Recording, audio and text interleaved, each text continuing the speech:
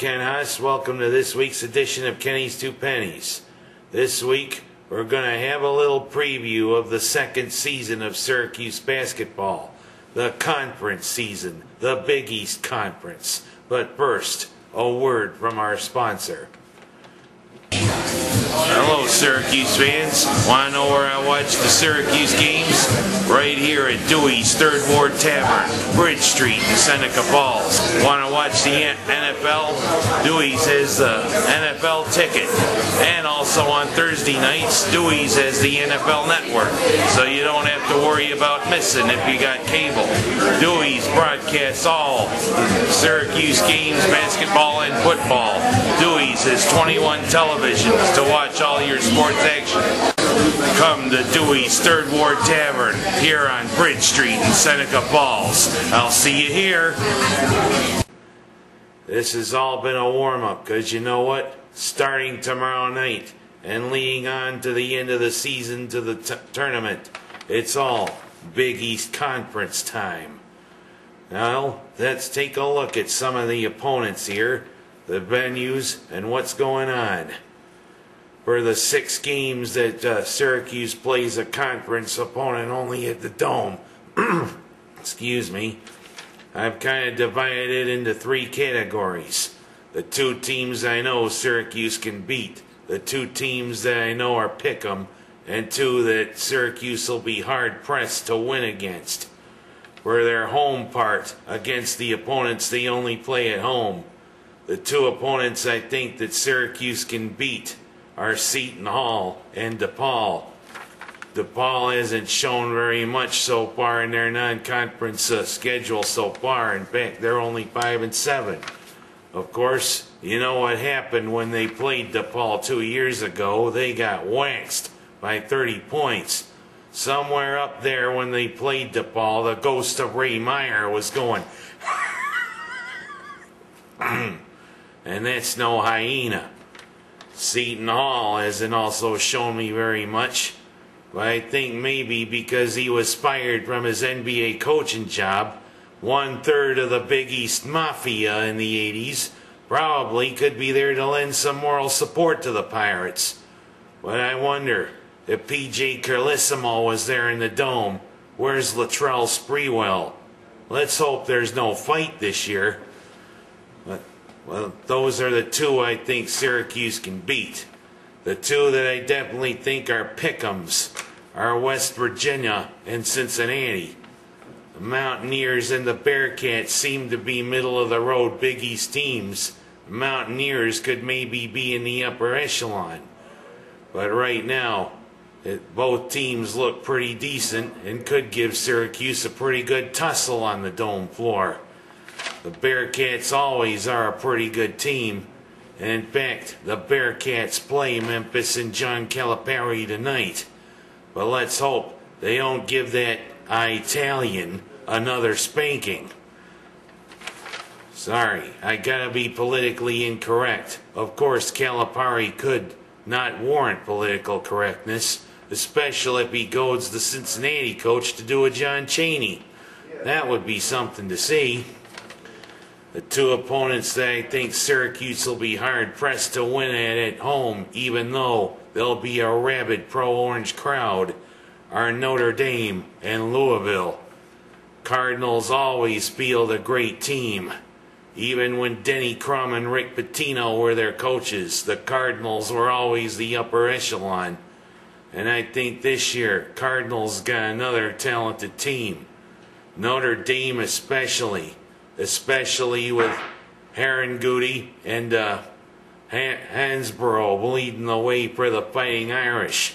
They're a top 10 team, and Notre Dame always gives Syracuse quite a tussle. That's my look at their opponents they play at the Dome. The 6 opponents they play away. The 2 opponents I know Syracuse can beat are probably South Florida and St. John's. South Florida is a team that's still developing, being newer member of the Big East. But they're coming along, and I look for them in a couple of years to be in amongst the good teams. St. John's hasn't really fielded a great team since Carnesecca was the coach.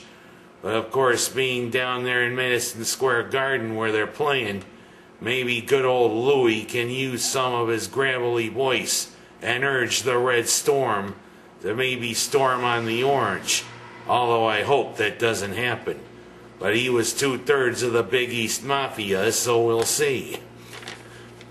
The two opponents that could give Syracuse a good tussle are Providence and Marquette. Marquette could be an upper echelon team in the Big East Conference this year, and Marquette always gives Syracuse a great tussle on Marquette's home court. Heck, I even remember the game 20-some years ago when Eric Sanifer and Leo Routens were Orangemen. They played Marquette, and of course they had the accident with the cheerleader, but Marquette still won. But Marquette has got a pretty good team this year, and it could be pick'em. Same thing with Providence. They're supposedly in the middle of the road of the Big East Conference, but Providence hasn't really fielded an outstanding team ever since Pitino was their coach and Billy Donovan played for him. The same Billy Donovan who coaches Florida. And the two opponents that I know Syracuse will have a hard time with are Pittsburgh and Connecticut. But it's always quite a battle whenever Calhoun leads his Huskies against Boeheim and the Orange. Of course, they only play in Hartford this year. Advantage, I think, goes to UConn. Secondly, Pittsburgh. Only game SU and Pittsburgh play is in Pittsburgh, and they are one of the top 5 teams and ranked number 3 right now. So I don't hold out much hope there, but hope springs eternal, Orange fans. And finally, let's look at the teams SU plays both home and away. The team I know they could maybe beat both times is Rutgers. Rutgers definitely doesn't have the talent to match up with the top teams. And I think Syracuse can win both in Piscataway and in the Carrier Dome.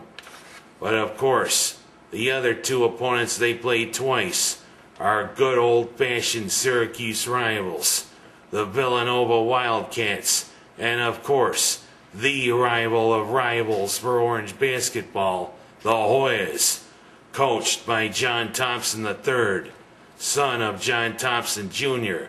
And let's hope, unlike nearly 20 years ago, he doesn't throw a fit when Syracuse decides to foul a player and he'll say, "Don't fuck with me," to the officials. As you know what?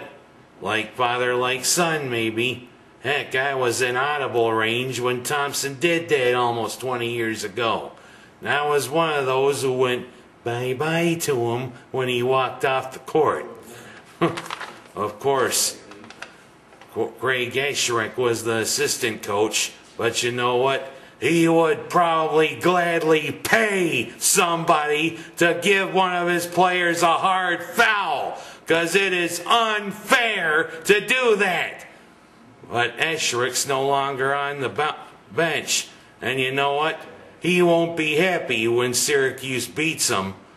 But I do think both Villanova and Georgetown provide some good matchups for the Orange. I could see maybe 2-2. But hopefully it could be 4-0 for the Orange. We'll see. But all in all, this is going to be one heck of a second season, Orange fans. Let's get ready, because it all starts tomorrow night on the Carrier Dome court against Seton Hall. And hopefully when they play Villanova, we won't see Rolly Massimino messing up his little bit of hair. Because who knows? Rolly always did that, and Villanova always won whenever Rolly messed up his hair. But of course, he's no longer the coach. I'm Ken Haas. That's my story. And let's go, Orange.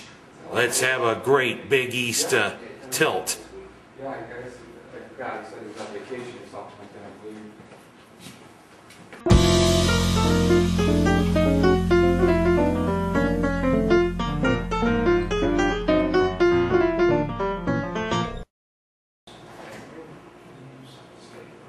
things are coming.